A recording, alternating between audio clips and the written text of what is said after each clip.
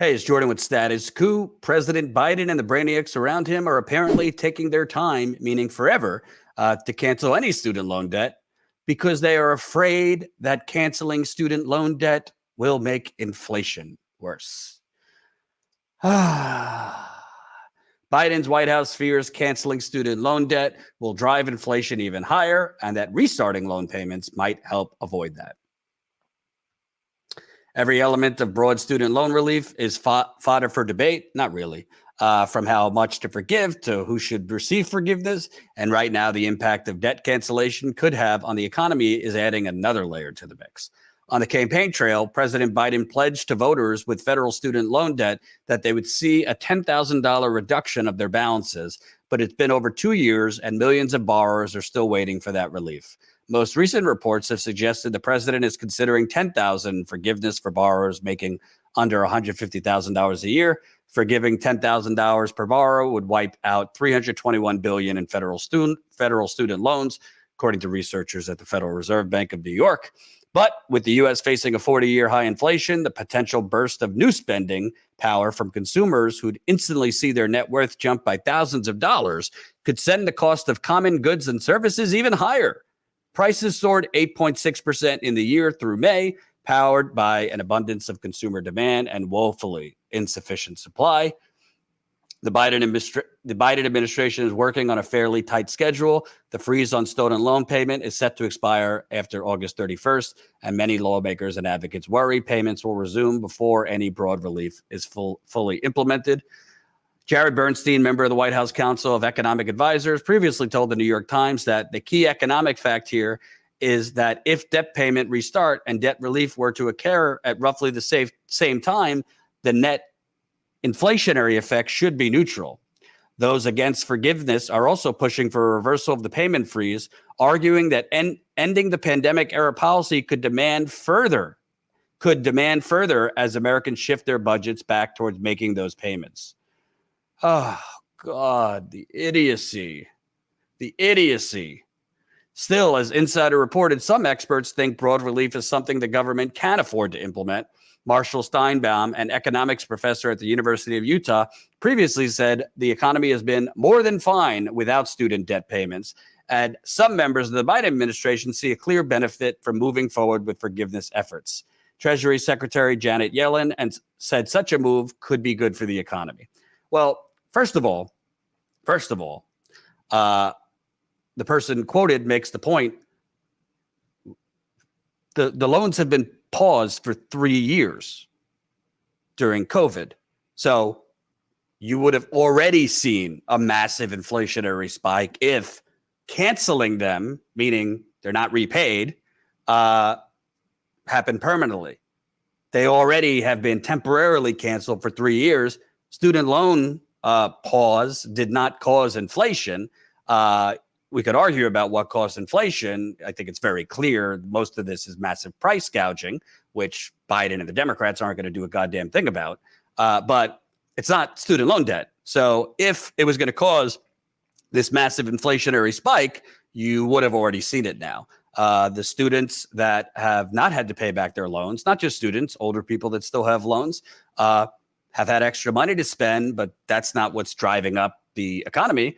In a lot of cases, driving up the inflation. In a lot of cases, the savings from not having to pay back those bills went to paying off other debts, not going on wild spending sprees that are increasing inflation. So, of course, the Biden administration and Biden, who is notoriously a Republican and pretends to be liberal, essentially, they don't want to cancel student loan debt. Remember, Biden is the one who told millennials when he was vice president, grow up.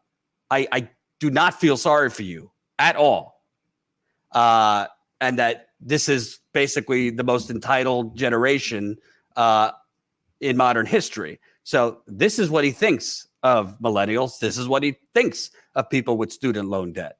So it's basically economically insane to think that $10,000 in student loan debt, which, by the way, is a Band-Aid for a gaping gunshot wound, would massively spike inflation. This is your classic Democratic Party looking for excuses not to do the right thing. And why don't they want to cancel student loan debt? Think about it. Who's invested in student loan debt? Wall Street. This has been widely underreported, but Wall Street, which in 2008 packaged these shitty mortgages together like a house of cards, they were called like collateralized debt obligations. They've done similar with student loans. So you start canceling student loan debt. Who's not getting their money? Wall Street. Because Wall Street is invested in a lot of these government student loans. So a lot of this is not wanting to open that Pandora's box, because if you start canceling student loan debt, which again, $10,000 is pretty pathetic, then people are going to say, well, why can't we cancel medical debt? Why can't we get rid of this debt? And a lot of the debt in this country is owned by the United Corporations of America. So this is pretty pathetic. It's clear that if you talk to any sane economist, canceling $10,000 of student loan debt would not pour gasoline on inflation. The true rallying cry should be that they should be canceling all the debt. I'm glad that there was protests out in front of the White House for a day, but we need a lot more than protests for a day outside the White House. And this doesn't just affect millennials and young people. There's plenty of older people still crippled with student loan debt. But again, you have an administration that we were fed that Biden was the guy to get things done. But as soon as he got in there, he came up with every reason known to man not to get things done. The Senate parliamentarian, the weather, and inflation now. The fear that if they do certain things, it might rise the Republican base even more and get them into even more of a frenzy to vote.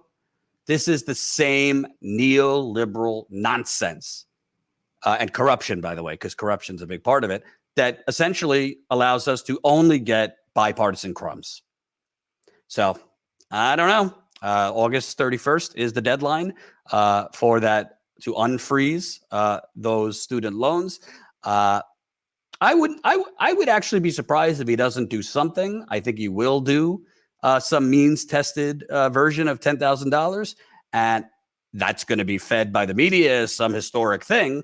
But to most student loan borrowers, I believe the average is much higher than $10,000 in student loans.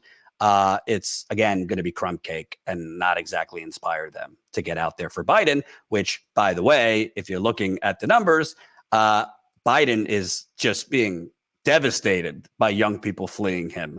This is a Morning Consult poll from the end of June. Age 18 to 34, his support has dipped to 41%, 52% disapproval. Again, age 18 to 34, 41% approval. That is the lowest, or one of the lowest. He's 41%, 35 to 44, 39%, 45 to 64, 41%, 65 and up. So he's pretty much down across the board. But Democrats, if they're at 41% among 18 to 34, other polls show 18 to 29 is even worse.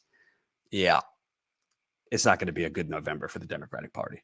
And what do you expect when young people come out for you, even though they supported Bernie and other people because they wanted to get rid of Trump? You promise $15 minimum wage. You promise public option. You promise $2,000 checks. You promise you're going to cancel some form of student loan debt.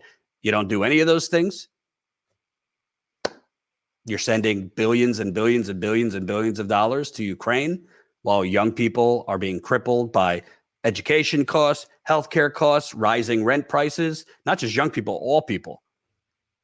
Well, you get a Republican takeover with a fascist tinge.